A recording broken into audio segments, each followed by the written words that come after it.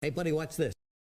Hello, Regis Kelvin is the name, and Hearthstone is the game, and this is my Journey to Unguro budget elemental shaman deck. Now, when I say budget, I really mean it. Typically, my budget decks are under 600 arcane dust. Now, unfortunately, with Journey to Unguro, Blizzard has made a lot of the vital key cards that are thematically built around in this expansion rather expensive to craft, often making them rares or epics. So I've had to raise that dust limit a little bit, as much as I hate to, for Journey to Unguro, simply because it's really hard to build a solid deck without going a tad higher than 600 arcane dust. That said, I'm trying to stick to a 1000 arcane dust limit for this expansion at the very least. And this particular deck, I think, ranks in at 920 arcane dust. But enough about the premise of budget decks. Let's go ahead and talk about the deck itself. The budget elemental shaman, as you might expect, relies on the new elemental tribal affiliation that was introduced with Journey to Unguro. And shaman in particular is a great home for elemental cards, all the new ones, because it already had some elemental cards to start with, namely one of the best cards in the game, really, for free-to-play players and people on a budget, which is Fire Elemental. This was deemed an elemental, of course, as the name might suggest, but this card is just so good, and it's free as you level up with Shaman, so it's a great foundation for a deck, especially one that likes to have strong elementals. Now, there are a couple other elementals available to Shaman that don't make the cut in this list, but they are the kinds of things you could include if you wanted to. So, for instance, Unbound Elemental. If you had an Alakir laying around, that could be a pretty cool card to add as well. But beyond just the elemental piece here that's so important to the top end of this deck's curve, and don't underestimate just how important this card is, Shaman also just has access to a lot of good tools that are really cheap, like Hex, for instance, another free card that's incredible removal in a mid-range deck like this. Bloodlust is another strong card that gives you a finishing tool, which budget decks often need some way to essentially dig out a win or find a win that otherwise might seem impossible because you just don't have the strongest cards to go toe-to-toe with your opponents. Not to mention things like Flame Tongue Totem, another card which synergizes really well with all of the low-cost elementals that were provided with Journey to Unguro, and that's essentially the primary strategy of this deck. Of course, there are some cool elementals that have elemental activations like Servant of Kalamos, where you're trying to trigger an elemental effect, but really it's not about that for this deck. It's just that elementals as a tribe allow you to do things like Firefly, for instance, deposits a very small body on the board and gives you another small body in your hand. So sometimes there will be turns where you can just play 4 or 5 Fireflies and the little elementals that come from Firefly and just go really wide on the board, and your opponent may not have an answer, and then you can follow up with Flame Tongue Totems, Bloodlust, Frostwolf Warlord, all cards that synergize with a wide board of minions and essentially either kill your opponent or just overwhelm them with stats that they can't handle. And that's how this deck succeeds, and that's how this deck wins. So, of course, we should go through some of the important new Journey to Unguro cards that make that possible. I've already talked about Firefly. Glacial Shard is a similar kind of card that can give you some tempo, essentially stalling out your opponent and allowing your minions to probably survive trades an extra turn or two, again, helping you utilize all of these multiple cards that synergize with minions on the board. Fireplume Harbinger, another cheap elemental that's a very high tempo play, because this deck is so loaded with elementals. So many elementals in here. Basically all of the cards that aren't card draw cards like Novice Engineer and Gnomish Inventor. Almost everything's an elemental, and this is going to provide discounts to your hand, allowing you to do things like get out the turn 5 Fire Elemental, get out the turn 3 Fire Plume Phoenix. It makes every one of these cards a little bit faster and a little bit better, which is very powerful in a deck like this. There's even a volatile elemental thrown in here just as another small body that can help you contest an early game board. You've got your suite of 3-drop elementals here, because this is a pretty important turn as you curve out. You want to make sure that you have enough early game depth, plus on turn 5 you can play 3-drop in hero power, developing 2 minions often, and all 3 of these minions are actually quite good for what this deck is trying to do, because they have some survivability thanks to a higher health total than a lower attack value. Sometimes your opponent will ignore them, especially in the case of Igneous Elemental, they may not want to proc that Death Rattle. So it's sticky in a sense that it works really well to set up Bloodlust. And even Tar Creeper is a minion that opponents will often ignore because it gets a worse attack value on your turn. So they'll just let it sit there and force you to use it. And that works so well with Flametongue Totem and Bloodlust because it's a minion they leave around and then suddenly you can give it extra attack to make it even better on your turn as well. And then sort of the closing pieces of this deck, the top end of your curve that's really going to help you win and finish games. Frostwolf Warlord, I mentioned, synergizes with all of these small minions. But then Servant of Kalamos is the kind of card that can actually help you play the game just a little bit longer, find a few extra turns worth of resources, find extra ways to kill your opponent. You can do things like discover a Blaze Caller, which would be an incredible card in this deck, but it's just too expensive to craft. You can discover an Alakir. There's all kinds of good options. You can discover another Servant of Kalamos, for instance, right? And, of course, the trusty Fire Elemental as well. So all told, this is a mid-range deck that has a very smooth curve. It typically draws well and plays tight. Occasionally you can draw things a little bit out of order, like getting all your Flametongue Totems without any elementals. But thankfully, you're not too reliant on actual elemental triggers. You're just using the new high-quality minions introduced with Journey to Unguro to synergize with what Shaman likes to do anyway. And ultimately, a really fun, powerful deck for a budget deck. Now that said, as always, this is not the kind of deck that's going to get you to Legend. This is not designed for that type of player. This deck is designed for somebody who's new in the game, who's got a growing collection, maybe returning to the game with Journey to Unguro, and therefore probably isn't expecting to hit anything higher than maybe rank 15, perhaps rank 10 if they really focus and try hard. And I think that is really the upper limit of what this deck can accomplish and is designed to do, because eventually you're just going to hit a wall where people have really refined deck lists with strong cards, and the lack of strong cards in your deck to some extent is just going to hold you back. So don't play this thing to Legend. It's not that good, but if you're at rank 20 and you want to play to 15, 13, this is the kind of deck I think can get you there successfully.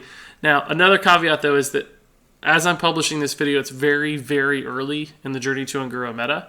This deck is internally valid and consistent, and it's not poorly designed. It can still always work, but as the meta changes and shifts, I'm not sure how it's going to address the meta, but it should be okay. So we'll have to wait and see how that goes, but I still think it's worth investing in.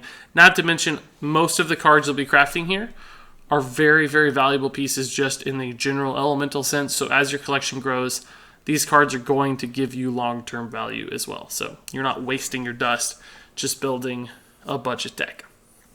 So, all that said, now that I've discussed the deck in some detail, of course the best way to see a deck in action, the best way to test it, is to actually take it out onto the ranked ladder and to see it in action. And that's exactly what we're going to do.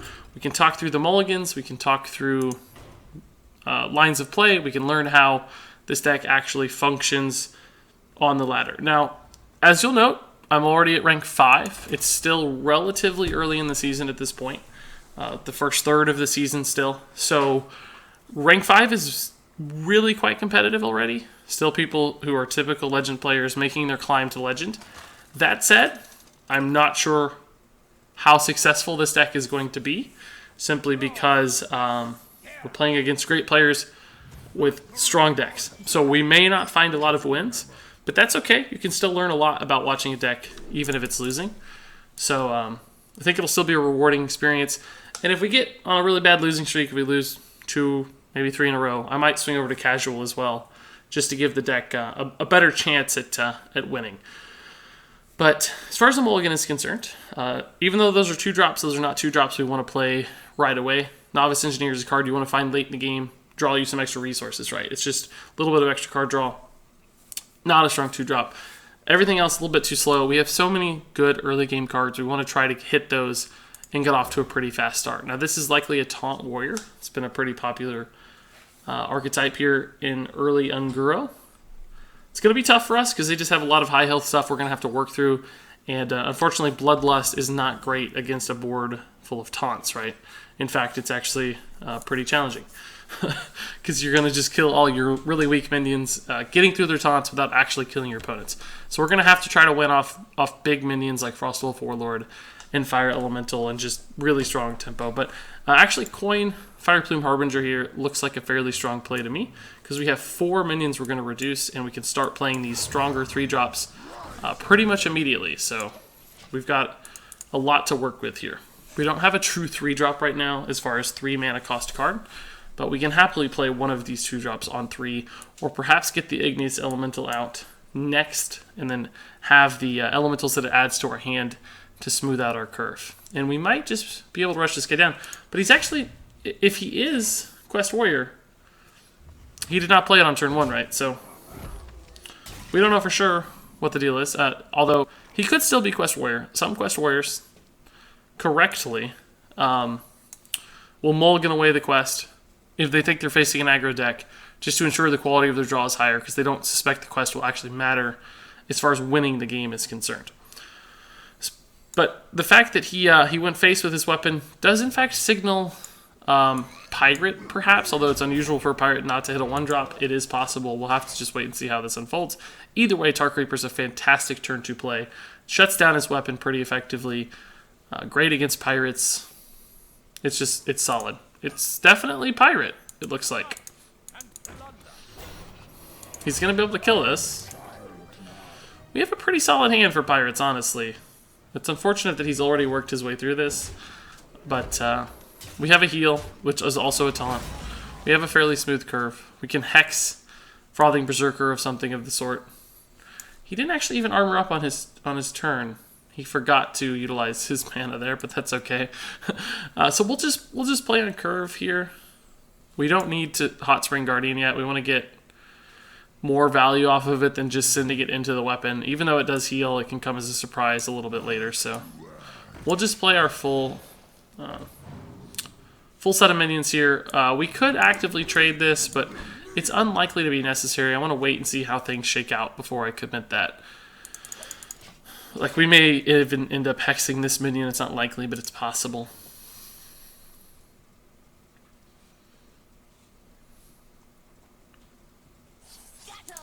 That actually looks a bit like a hex target to me, just because it's so nasty. It's really one of the biggest things that Pirates can play. I can still develop an Elemental too, and man, Frostwolf Warlord might even be a great play next turn, although also the Servant of Kalamos could look good, but I just want to go ahead and hex this to get it out of our hair, essentially. And we can still play on curve, which is really nice. And we'll also be killing this. Doesn't matter which of these guys we play. This could be a fairly hefty minion next turn. We might also just go for Kalamos and Flame Elemental. If this could give me a nice, another Hot Spring Guardian would be incredible off of this, for instance. It'd be a great result. We're going to have to worry about being dead. Oh, that's actually such a good draw, guys. Because we can now freeze his face. And, oh my gosh. Kalamos is so good, but I actually think Earth Elemental's even better because we'll get to play it sooner. Because this gives you a heal, right, against Pirates. That's sick, but this is just great. And isn't it cool how a card like Servant of Kalamos, just for 100 dust, right? Even though it itself is not that good of a card. Did you see what we just got offered? We just got offered a Legendary and an Earth Elemental, which for somebody on a budget is a card that the cards they don't otherwise ever get to actually see. So, it just means you get to play with stuff that otherwise you just never get to play with. So I think if we Earth Elemental this turn, we'll have 4 mana next turn, which we could still Hot Spring Guardian hero power. We can clear his board pretty effectively and play this. He has a 6 attack weapon. He'd have to work his way through this at least for a single turn. I don't love sending this out there, but at least we can resolve his board and play some minions and stuff. So this will be just fine. If we had drawn a Bloodlust, we might have had lethal soon. We have so many minions.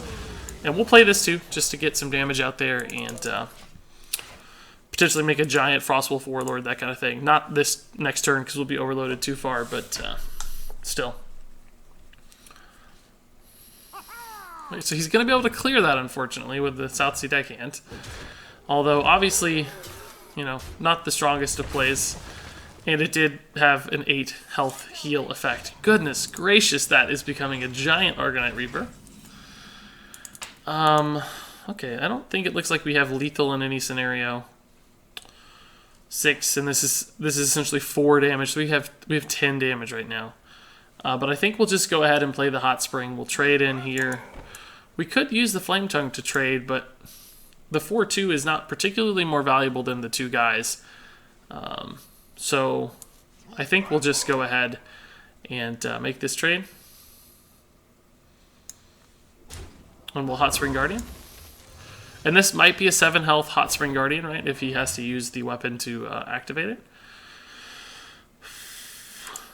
And I think I'm going to go ahead and put this between these 2 minions. You could put it next to the Hot Spring Guardian to make him take more damage from the trade, or if a Kor'kron or Elite runs into it. But this helps me kill him a little bit faster. And by the way, I'm not going to worry about Mortal Strike at this point. Because I think we can kill him before... Well, actually... He goes to 13 if he attacks. He can double Mortal Strike. For 12, we'd be at 5. I think it's okay. I don't think we have to play around it. I think we want to make sure we can kill him in the next turn or 2. Next turn, we theoretically have 8 plus 2 is 10 damage, so we wouldn't be there quite yet, but there's a couple draws that might be able to get us there. But this is a bit of a roadblock for him. Not just the heal, but the taunt as well. So this could be something like a 10 health gain card. If he has to use the weapon, yeah. So, like I said, this healed for 3, but also it was going to heal for 7 by denying the weapon. So, a 10 health 2 mana card, which is pretty sick, guys. That's an awesome win at rank 5 for our budget Elemental Shaman deck. So, I have to say, I mean, Pirate Warrior is actually, I would think, one of the best matchups for this deck. I haven't seen enough to really say for sure, but we have so much early game and those little 1/1s and little taunt minions and just answers for pirates. Is this the same guy? No, it is not. This might be a taunt warrior this time around. I actually kind of like this hand. We can just Firefly, or double Elemental, and then follow up with a Flame Tongue soonish. It could get us out to a really fast start against a Taunt Warrior, if that's the case. It's also not bad against Pirates, so I'm okay with keeping this. How clutch was Glacial Shard in that matchup, and how clutch was the Hot Spring Guardian? Just such strong cards. It's crazy how good some of these elemental effects are for just common cards, right? They're not even that expensive to craft. The cutest card in Hearthstone, I think. The little flame elemental. I like him so much. Firefly also looks cool. So I'm expecting the quest to come down here.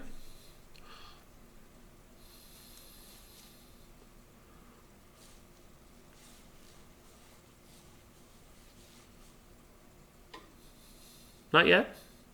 Thinking about it, maybe.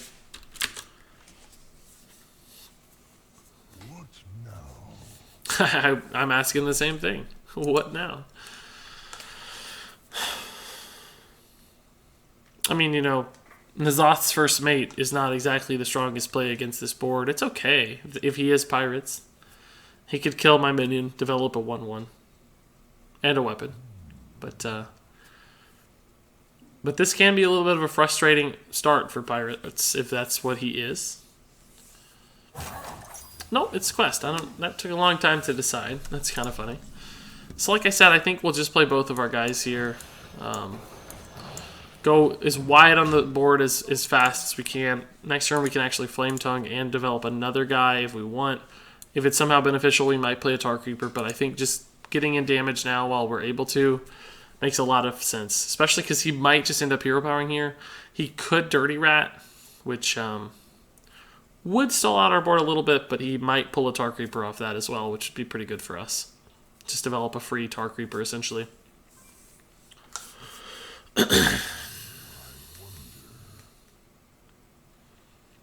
We got a slow thinker, boys. That's alright, that happens sometimes. Nothing wrong with taking your time. Oh. That's fine, too. Really, we were going to play that anyway, so we'll be able to trade here, slide over basically. We might even play the Fire Plume and the Flame Elemental, just because I might actually wait to do that next turn, because I can develop the Tar Creeper for 3. There's a chance we draw into a higher value Elemental next turn, and then we can play the Fire Plume and another Tar Creeper on 4. So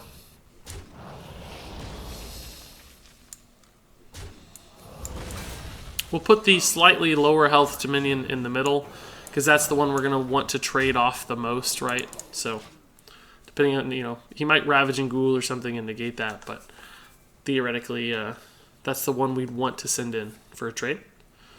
Might Whirlwind here. Yep.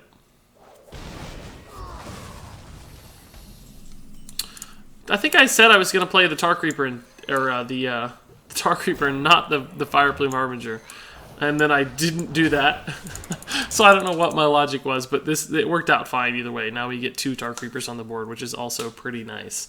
But we could have had a discounted Fire Elemental, and we don't. So it might have actually been incorrect. Not to mention it played into his Whirlwind a little bit, but there was no way for us to know that. That shouldn't have affected the decision significantly. So as far as good draws right now, I mean, any sort of 4-drop would be fantastic, because look how difficult this is going to be for us to deal with, right? We only have an actual 4 damage on the board. This could be really sick next turn. That's actually great. I was going to trade these in because I was worried about a Whirlwind effect like Ravaging Ghoul, but now that they're going to get healed, I'm going to leave them there and hope to buff my Frostwolf Warlord. It's probably going to be a better play than just Fire Elemental. Bloodlust could also be totally crazy good. We'll just have to see what he plays and what we get.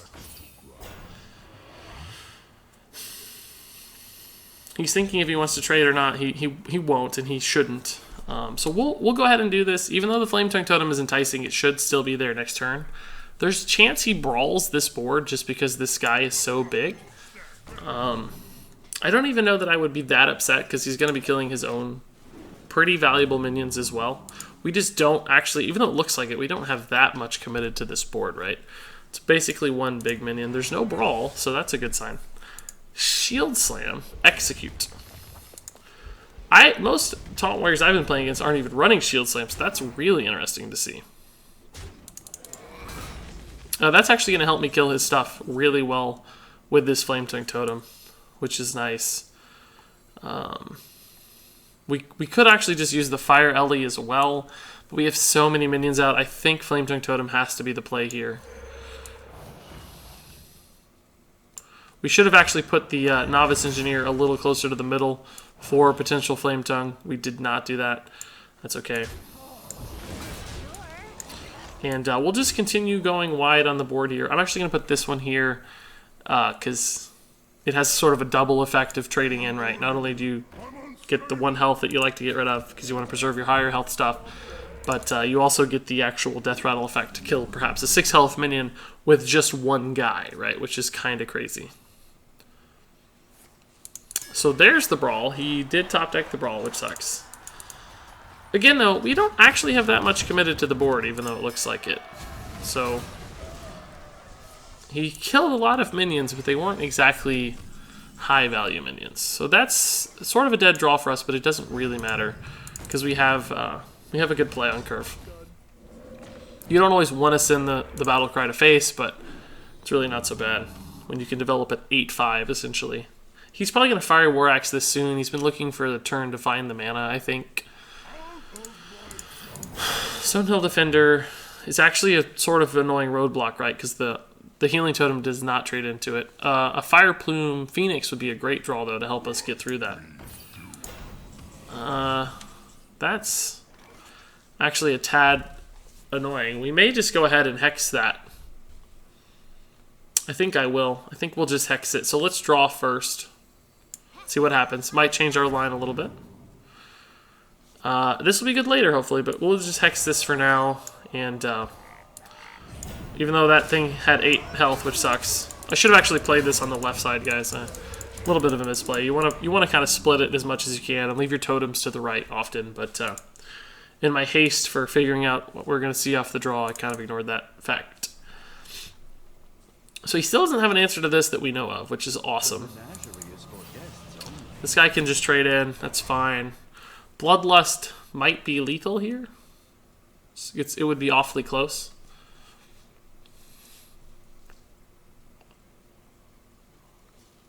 Be a good draw, obviously. Because Bloodlust essentially with 5 minions gives you 15 damage, and we have a lot on board already. It would probably just depend on the trades to some extent, but I don't think I want to play this, even though it's a huge body. I think I want to get the expected value off of it. So I'll just make this as big as possible. It's still not going to be good next turn, but it could be good later, and it's a little bit better of a reload than the rest of these minions. So we'll just make this trade. He might be able to execute this. It goes back to 2, though, so it's out of Whirlwind range. He might brawl me again if he's running 2. Not everybody does. It's possible, but we can't really play around it. We kind of have to go for it with this deck. That's pretty good. Man, it always lags out a little bit with Fire Plume's Heart activation here. Kills a lot of my stuff. And might eat my 12 attack guy here. Oh, he's got the execute too. That's a brutally good play. Oh, goodness gracious. How good is that? And I don't even have a good follow-up here. Whew, that's probably game, guys. I don't see a way out at that point. He's now got the hero power too. So I'm just trading in while I can because I think he's going to kill the Flametongue Totem, so that minion's going to be worth less damage every future turn. That was such a good Primordial Drake. So good against Shaman in particular because we just have a lot of 2 health guys. And our Fire Ellie happened to be at 2 health as well. And then the execute to top it off for our 10-10 over here was just nuts. That's going to be hard for me to beat. Fire Ellie is not actually significantly better than Servant of Calamos here because this might give me something to play on curve too. We'll just see what we get here. I think I gotta go with the Earth Ellie. Can still play the Fire Ellie next turn after the Overload. The other 2 are fine, but this is playable now, which could give me a fairly sizable board. Because, for instance, he may not be able to kill this off yet. He can kill this with what's on board, but this goes down to 2 health. We can trade in, apply some pressure, use the Fire Ellie actually to kill it too, perhaps. So, I think this helps me get back on the board the fastest. So he can kill that. A lot of answers here. I think this is gonna be fairly safe. You gotta go through here, bro. Yeah, there it is. Gosh, he's low, and if he ever uses the rag power, which he might right now. It looks like he's queuing it up. Yeah, he can't ever heal at this point. So there are some opportunities for us to just win the game here with favorable rolls. Gosh, we could do 5 to face. If we wanted, it would put him down to 9, but this deck doesn't have any like from hand burst damage, right? We just have these 2 guys and we've already used them. So I think we can just clear his board here. Nope, we can't because we're overloaded. We can't clear his board. That's fine. We want to be able to play small guys as much as possible to negate the value of this. So if we can hero power every turn, that gives us some additional value. Because this can hit junk, basically. Instead of if I play just a Fire Elemental out by itself, it's, a 50-50 to kill my most valuable thing. In that turn, we could only play Fire Ellie because we had 7 mana.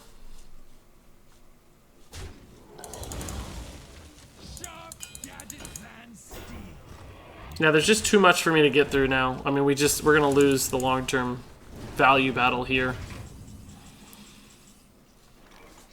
I mean, there are opportunities for me to win the game, but they're going to be fairly few and far between. It's debatable whether I should freeze the minion or the face, but I think we're going to freeze the minion because it more easily trades into this little guy and gets value. Or a Taunt Totem, for instance. You might have to use 4 attack now to go through the Taunt Totem. This will trade into this next turn, presumably. Assuming this nasty die insect hero power doesn't ruin our day. We want it to hit face probably one more time. But again, I think this game's pretty much out of reach. There's just his deck is drawing better, and we don't really have a win condition at this point because our board got wiped out. The 2 times we went really wide, our board got wiped out. which is, you know, that's our win condition, is going wide and utilizing our Frostwolf Warlords. We got 2 big ones, but he had answers both times. That's the best outcome for me. That's pretty much a dead draw. We could use it now to clear a minion, but, you know, what position does that really put me in? Doesn't help much, right? I don't get any face damage through. Would love a taunt totem so this guy doesn't die to a free trade at this point, but I don't think I send it in. There's no real value there. So, again, I don't really see any draws that put me in this game. We're just not going to be able to get enough minions at once to make his hero power bad and put him behind on the board, which is what we would need to accomplish. Not to mention, pretty much everything he plays is going to be a taunt at this point, so we're never going to get to face. That health is always going to be that health. So this is good either way for him, really. He puts himself on a lethal position or... yeah, so as you can see, this just isn't going to do that. This is not going to make the cut. He should have lethal, perhaps now? Probably not, because I froze. But it's going to be soon. The 8 damage is inevitable. Whew, I'm still hurting from that Primordial Drake, guys. That was good. That was a very good play. By the way, I bet my face is covered up, isn't it? Yeah. Let me fix that. That's funny. When the deck list gets too long over there, the opponent deck list, it always covers up my face. Stalled out. Yeah, but we don't have any board clear, so there's just no...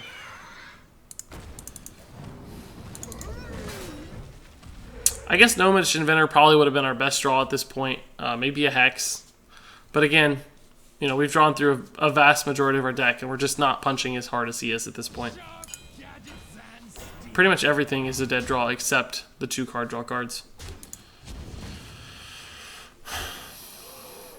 He can't quite squeeze out the lethal yet. He's fighting for it, which we should just obviously concede.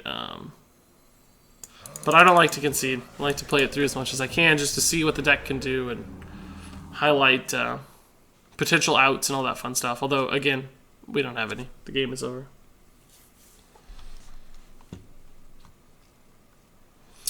He should be able to get to lethal here.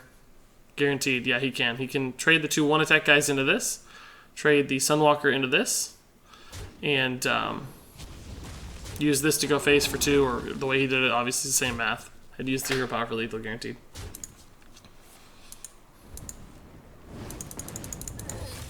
Yeah, guys, so that was a really interesting matchup, and I'll tell you why. It's because I'm pretty sure that Taunt Warrior is the best deck in the meta right now. A lot of evidence pointing to that, including my own success ranking up to rank 5 with it like a rocket. And we went toe-to-toe with it for a long time.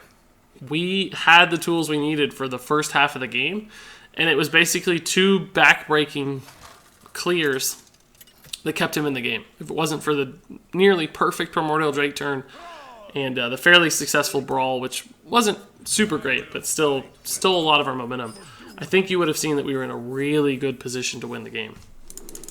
Just 1 or 2 cards away, and that's a totally different game. That's great, because this is not, again, this is a budget deck. This is not a tier 1 deck. We don't have the Blaze Colors. We don't have Calamos. We don't have all the stuff that you might expect a really good deck like this to have. And that means we're kind of punching above our weight a little bit. Which means when you take this down to rank 15, imagine how successful you can be. I think we're going to go ahead and do this. It's obviously wasting the freeze effect almost completely, but I do want to get minions out. I want to be able to hero power on 2 or play, you know, something on 2 if we can. Firefly would be good. Any of our 2-drop plays would be great. But we need to get minions. We need to chip in some damage. I don't really want to trade into that, though, I have to say. Volatile Elemental is sort of a dead, even though it's a 2-drop, because he gets to trade in and not actually activate the effect. So I want to wait until there's more minions on board. It's actually a great draw, because it stalls out the Grime Street here. So this guy's going to be protected for at least a few turns. Although we'll probably make this trade.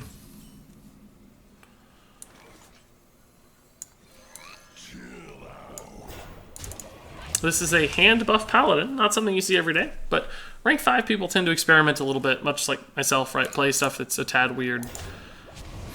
That's That's really quite scary, guys, I have to say.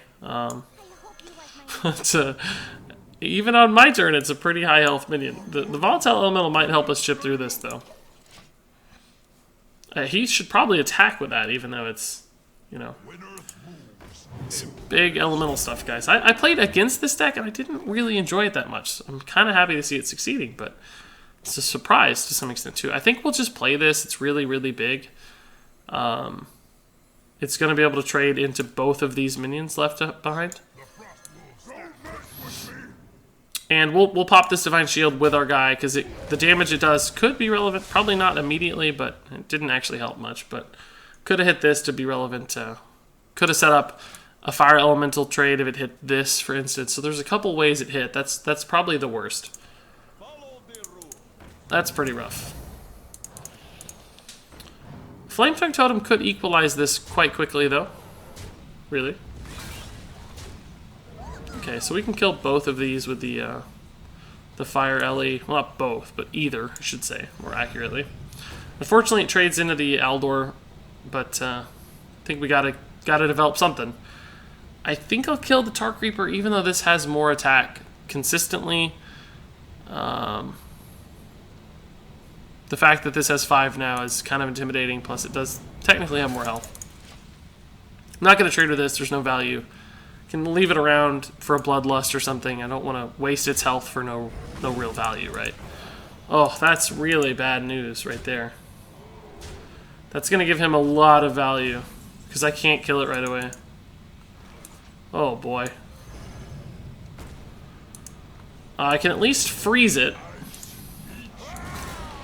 And I can't really get a great trade here. Anyone I trade into is just going to trade into this anyway, so let's just go face with that damage. Might be able to Bloodlust and pull something off. Might just be able to make a legitimate trade this turn. We'll have to see what he plays. Oh, backbreaking. That's a card this deck would run if you were building a more expensive version. We've got 800 Dustling around for Blaze Collars. You could get a lot of work done. I think I have to dig for something here, like a Kalamos or some sort of big card. I don't even know what it is. Alakir can kill this next turn. I guess we have to take the Alakir. And we'll heal face and taunt here, but we're losing so much value to this card turn after turn. I don't know that we're going to be able to turn this back in our favor.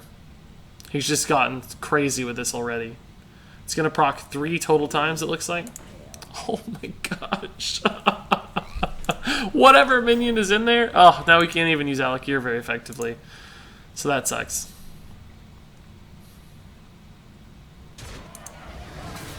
These minions are going to be insane, guys. Totally insane. This deck did not do this when I played it, I'll tell you that. Flametongue Totem helps to clear this guy, but that's it. I cannot play with Alakir yet, which sucks.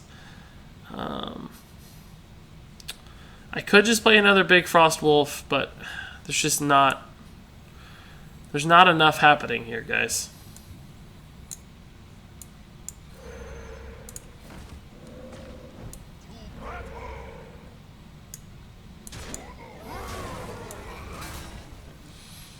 I just messed that up. That should have... This guy should have been... Whoa, whoa, what's happening? Whoa. This guy could have been bigger. I don't know why I did that, guys. I just got out of order because I think the game is over. He should have been 1 bigger, right? We traded in our 4/5, but... again, there's... We have 0 means to keep up with a 5'8" Stone Hill defender. Oh my goodness gracious, guys. There is absolutely 0 answers to this. Oh my god. So, I mean, obviously we're dead.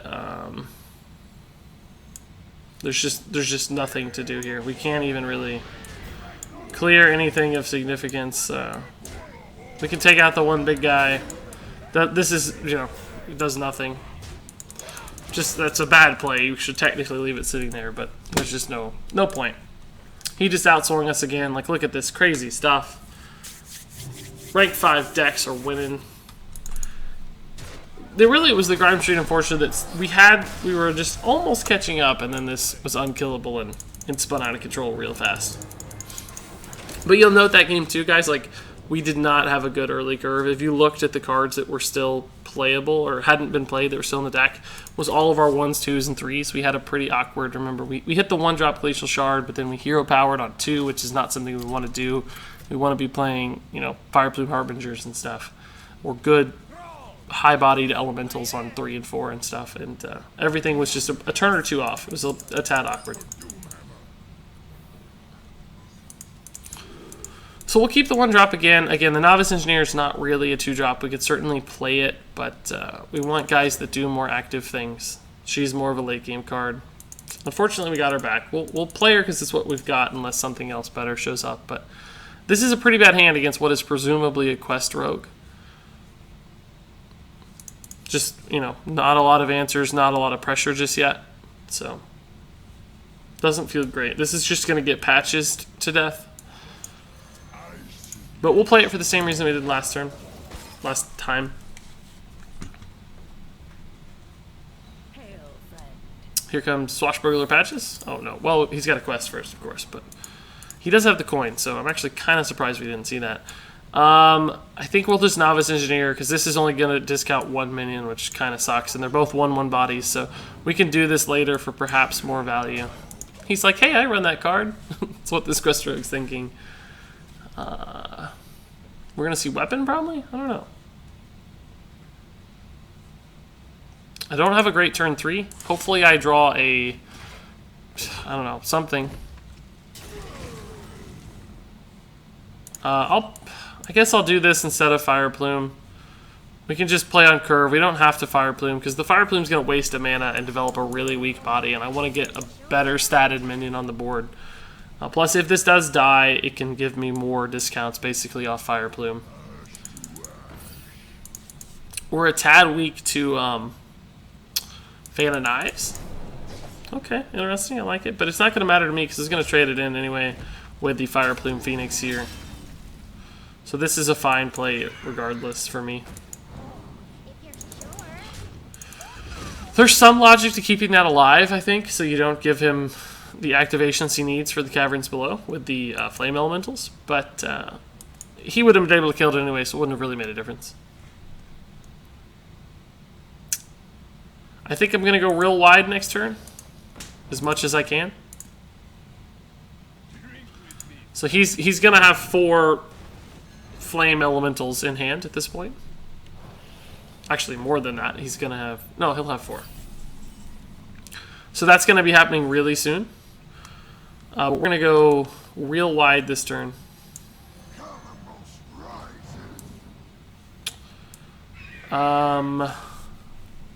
Could trade here for the value trade. Could also just go face since I'm going to have a taunt. I think I'll just do that. I wish this had a little bit more and we could trade here and then heal it with the Hot Spring Guardian. That'd be pretty sick. But I don't think that's going to work. I'm actually going to do this trade.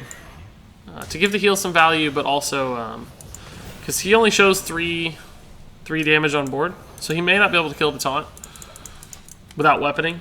He can play a lot of cheap dudes to activate his quest, but we're going to get a giant Frostwolf Warlord out soon, and might just be able to kill him, which is really the goal. You have to kind of rush these decks down. Bloodlust would also be a sick draw if he doesn't clear. Might just be dead to the board. It's 5, 15... 19, 21, 22. If we have exactly 23 damage with Bloodlust, assuming everything survives, that'd be pretty fun. Those are the kinds of outs that certainly can happen. Fan of Knives, chipping away at our board, though. But it means he's not activating his quest if he's Fan of Knivesing, because he can't play all of the Flame Elementals at this point. So that's not actually that bad. We're still going to get a very big Frostwolf Warlord, it looks like. He might weapon one down, which makes this a 6/6, which isn't quite as big, but still a fairly sizable guy for him to deal with. But he doesn't go that route. He plays his guys instead, so we're going to get an even bigger... Oh, no! We would have had it, guys. We would have had it. How much does this do now? And the question is it still worth doing? Because are we ever going to have more minions on board than we do now? I think we probably will. He's going to have some good trades, but... it does 9 damage. This is 12, 13, 14 total, so we could put him down to 9. But we don't really have a way to do 9, so I'm just going to go face with these, even though he's got some easy trades. I recognize that fact. He might want to trade into the Fire Plume, too. He's going to get the quest, so it's touch and go that we can win this game, but we got to squeeze in every point of damage we can.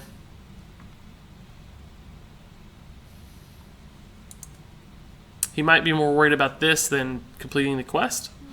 He just needs to spend 2 mana to complete the quest. So if he has a prep, he can easily prep the quest out. And he has a coin too, so actually he can probably... Ooh.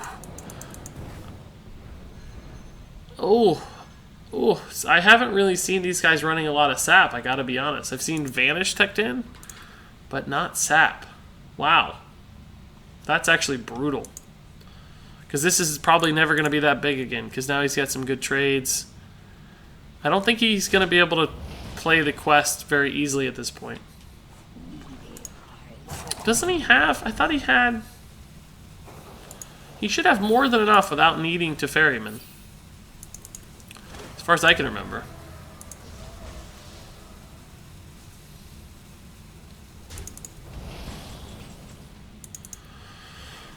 Oh, that's a really bad draw. It just doesn't do anything for me. So now he's got like a full quest.